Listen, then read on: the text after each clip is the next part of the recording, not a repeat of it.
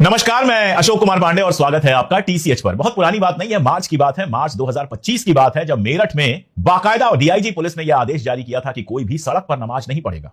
और केवल मेरठ का मामला नहीं था, आप संभल में ले लीजिए, और भी बहुत सारी जगहों पर, बल्कि आप कह सकते हैं कि लगभग हर जगह पर यह आदेश आया था कि सड़क पर नमाज नहीं पढ़ी जाएगी। कहा यह गया था कि सड़क पर अगर कोई नमाज पढ़ता है तो उससे रास्ता बाधित होता है, यातायात बाधित होता है, लोगों को आने जाने में परेशानी होती है, उसी आधे घंटे में जाम लग जाते हैं। दुनिया की सारी दिक्कतें या तो अजान की आवाज से हो जाती हैं या फिर सड़क पर नमाज पढ़ लेने से हो जाती हैं। लेकिन उसी उत्तर प्रदेश सरकार, उसी योगी आदित्यनाथ की सरकार ने अब यह आदेश दिया है कि दिल्ली, नोएडा और मेरठ को जोड़ने वाला दिल्ली मेरठ एक्सप्रेसवे, नॉर्मल सड़क की बात नहीं कर रहा हूं मैं, दिल्ली मेरठ का जो एक्सप्रेसवे है वो कांवड़ की सुविधा के लिए 19 जुलाई से 5 दिन तक बंद रहेगा। जी, इतनी इंपॉर्टेंट सड़क है, आप किसी भी समय वहां पर जाएं तो सैकड़ों गाड़ियां आती हैं जाती हैं। एक्सप्रेसवे बनवाया गया यातायात के लिए, लेकिन कांवड़ यात्रा के लिए पूरा एक्सप्रेसवे बंद हो जाएगा।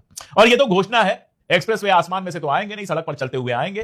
तो एक्सप्रेसवे के कई किलोमीटर पहले और एक्सप्रेसवे के कई किलोमीटर बाद जो यातायात है वो पूरी तरह से परेशान रहेगा, जाम चारों तरफ लगा रहेगा। लेकिन नमाज जो आधे घंटे की, 15 मिनट की, 10 मिनट की होती है, उससे तो सड़क डिस्टर्ब हो रही थी, उससे तो यातायात डिस्टर्ब हो रहा था। कहा जा रहा था कि यातायात डिस्टर्ब हो जाएगा, जाम लग जाएगा।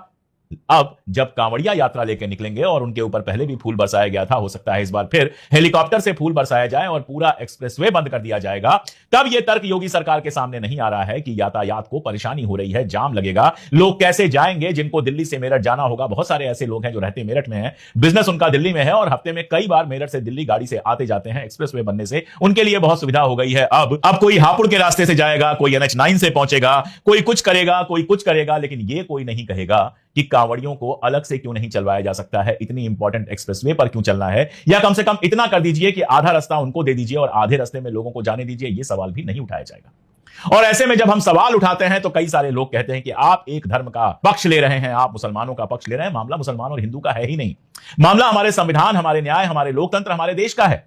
अगर एक त्योहार में थोड़ी देर के लिए नमाज पढ़ लेना रास्ते को जाम करता है, मैं मानता हूं, चलिए मान लिया कि रास्ते को जाम करता है और इसलिए आपने कहा कि नहीं, सड़क पर नमाज नहीं पढ़ा जाएगा। यहां तक हुआ कि किसी के छत पर, किसी की निजी छत पर नमाज पढ़ी जा रही थी और उससे भी दिक्कत हो गई। कोई अगर रेलवे स्टेशन पर नमाज पढ़ ले, कोई अगर एयरपोर्ट पर नमाज पढ़ ले, कोई किसी होटल में नमाज पढ़ ले, कोई किसी सार्वजनिक स्थान पर अकेले नमाज पढ़ ले, तो भी दिक्कत हो जाती है। तमाम सारे तमाशे शुरू हो जाते हैं, कभी कोई केस हो जाता है, कभी कुछ हो जाता है। और दूसरी तरफ एक धार्मिक यात्रा के लिए आप पूरा का पूरा हाईवे बंद कर देते हैं। अगर यह सवाल उठाना मुसलमानों का पक्षधर होना है तो फिर मैं हर उस आदमी के साथ हूं जिसके साथ इस तरह का व्यवहार होता है। एक छोटा सा सवाल आपसे पूछ लेता हूं, अभी हाल में मुहर्रम के दौरान एक जुलूस निकला था जिसमें किसी के हाथ में फलस्तीन का झंडा था। पूर्वी उत्तर प्रदेश की घटना है और इसके लिए उसके ऊपर केस दर्ज कर लिए गए। सैकड़ों जुलूस इस देश में निकले जिसमें लोगों के हाथ